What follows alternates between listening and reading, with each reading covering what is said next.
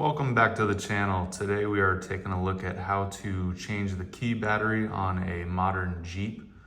This one happens to be a Jeep Wrangler Rubicon 392, which is also for sale, that I'll link in this bio. For the Jeep key, pretty easy.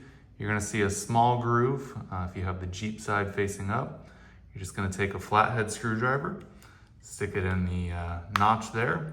It's going to kind of pop open like you see.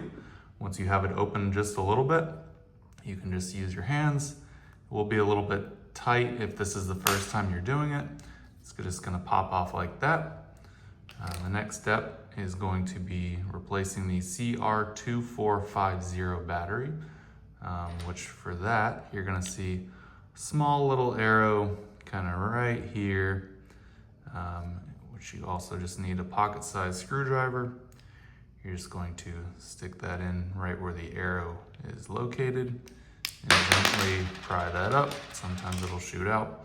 And then do the reverse operation to replace it. So slide it in, make sure it clicks down in the slot, and then we're gonna slide our key cover right back on again, kind of reverse operation.